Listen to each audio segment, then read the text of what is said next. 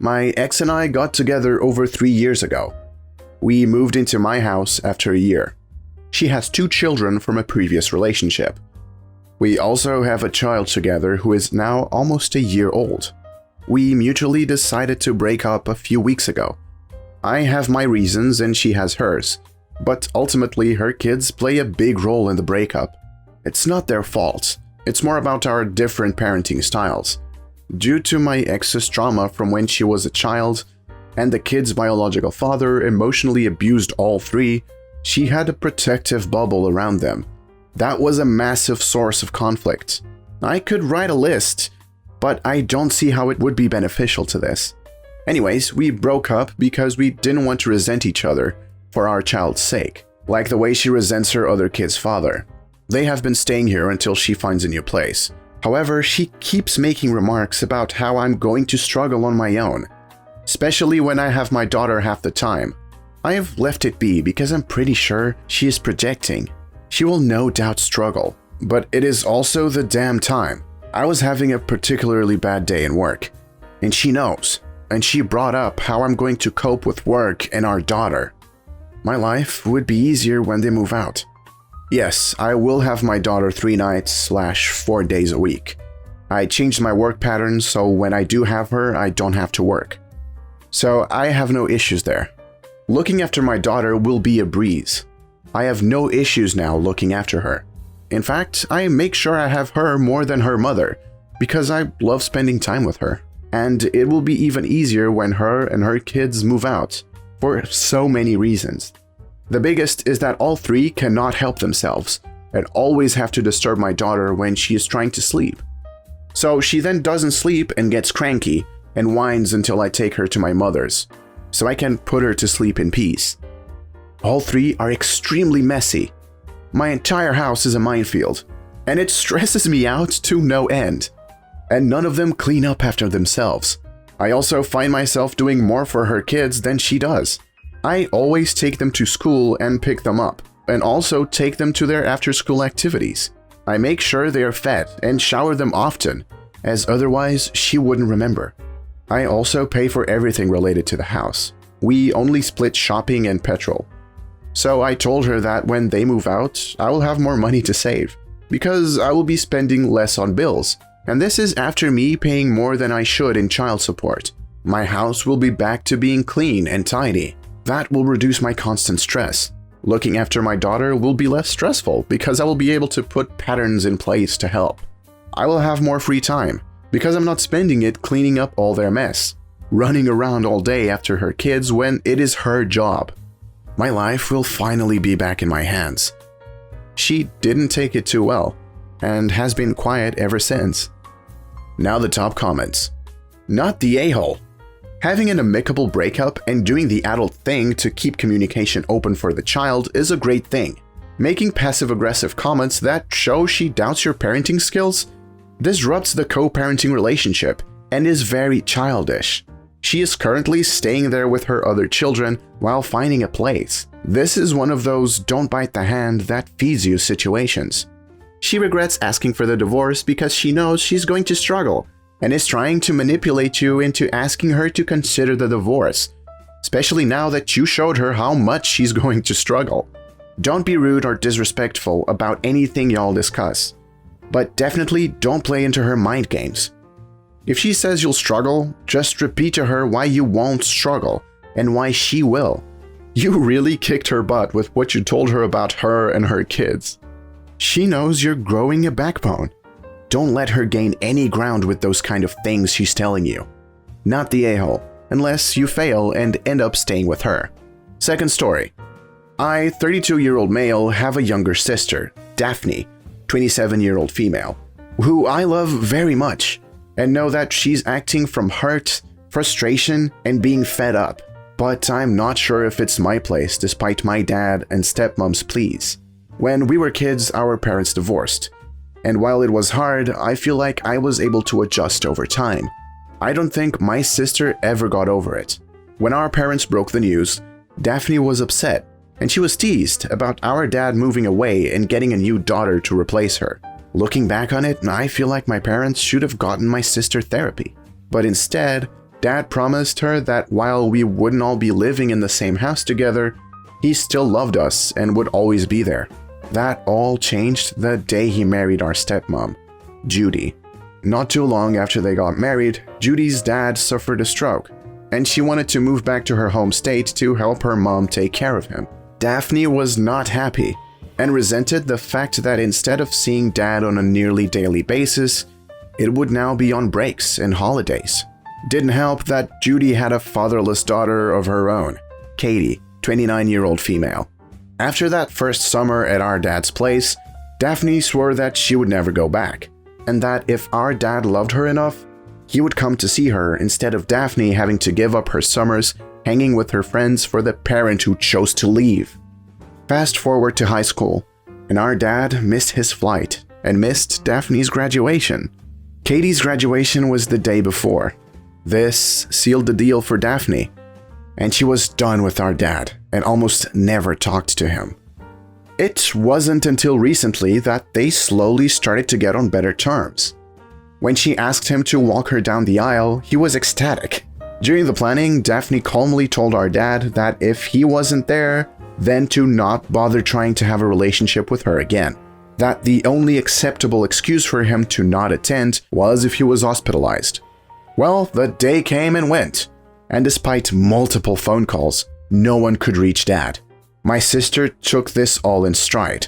Our stepdad walked her down, and she never showed a hint of being upset. When our dad called me, I berated him for not coming, until he said that he and Judy were in a car accident.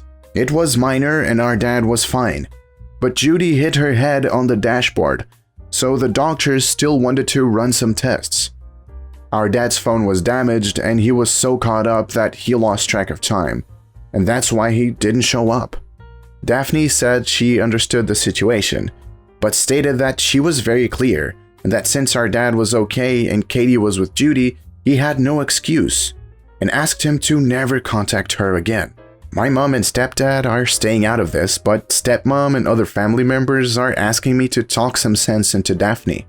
Daphne said she's done with our dad disappointing her and breaking promises, and doesn't care how sad he is now.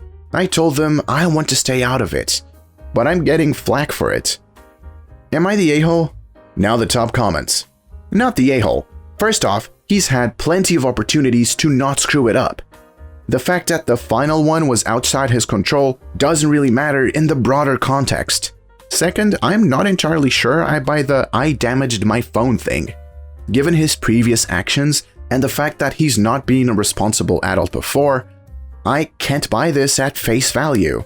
Third, if I make a commitment and something awful happens that prevents me from going, I'm wrecked with guilt. I don't lose track of it. Your sister was very clear that if he didn't make it, there would be no relationship anymore. The responsible thing for something that important would have been to arrive early, arrange things well ahead of time, get there safe and sound well ahead of time. He has chosen over and over and over to not be there. This is his fault, even if this final straw might have not been. Not the a-hole. Do not be anybody's flying monkey. This mess is between your sister and your dad, and you're not the damn janitor. I would tell the stepmom and her side to leave you out of it, and block them all. No message carrying, no arguing for, do nothing. To be blunt, your dad fucked up again. I get so very tired of so many men held to a much lower standard, and then they still trip and go, but, I meant well. She owes him nothing. As is often posted on other posts, if you are late repeatedly to other people's important events, said people have the right to stop socializing with you. The end. Third story. Some background. My 28-year-old female, older sister, 33-year-old female, has a habit of making everything about her. Has done our whole lives. We are 2 of 4 siblings, another sister and a brother. For example, my wedding 4 years ago, she had a massive fight with significant other and then announced a pregnancy. 2 days later, told us it was a false alarm, and she was just late.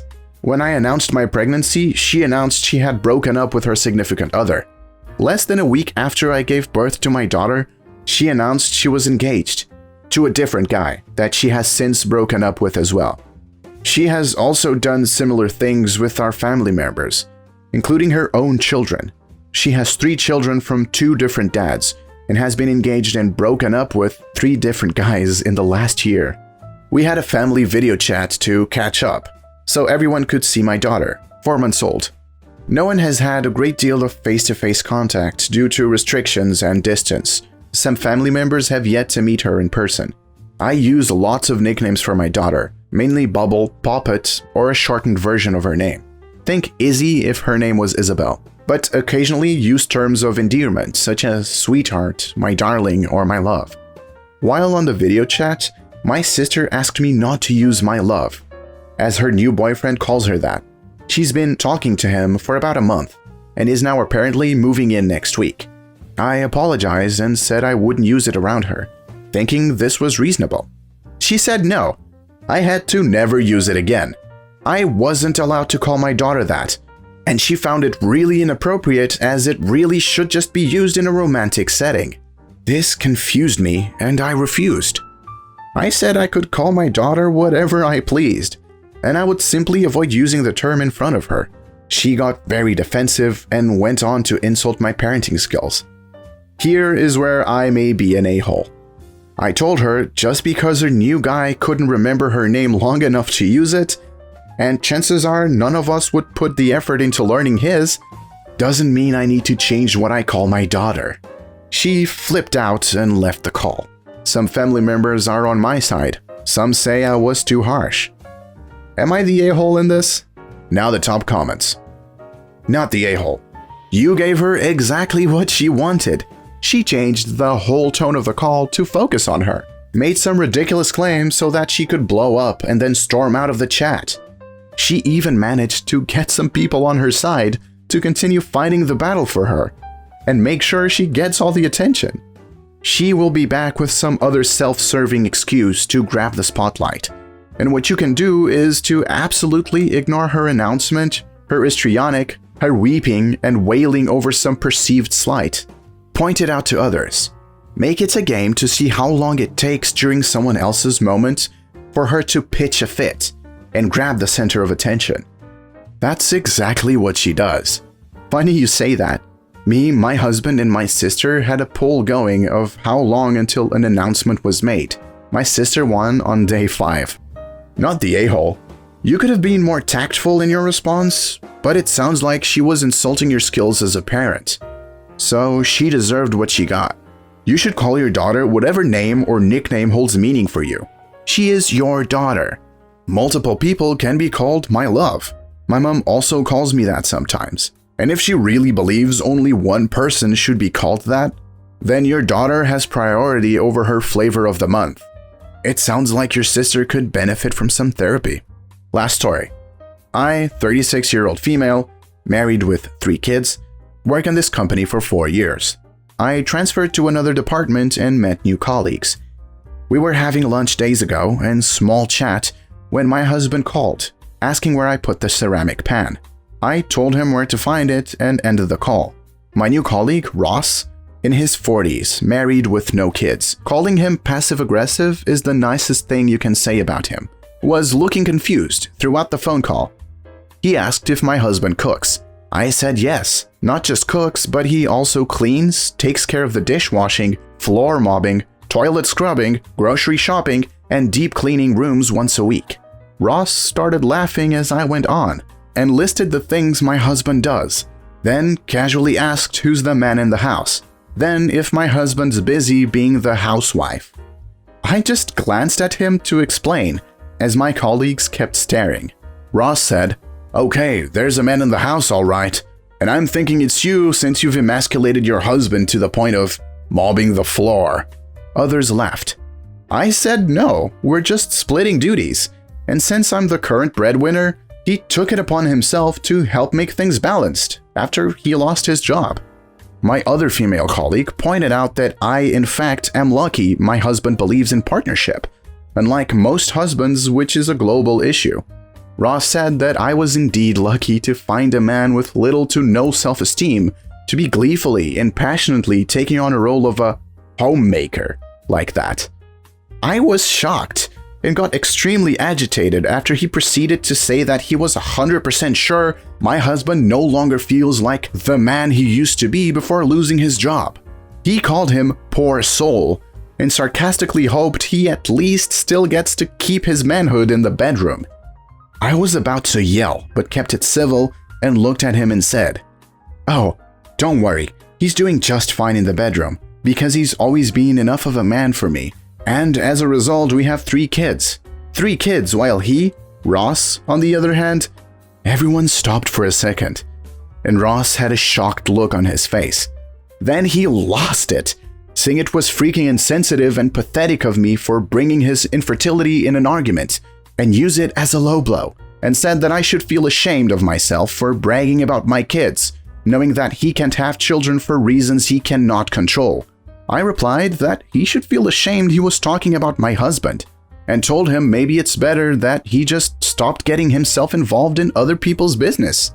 He doubled down, saying that he gets to get himself involved in whatever and wherever he wants because it's a free country.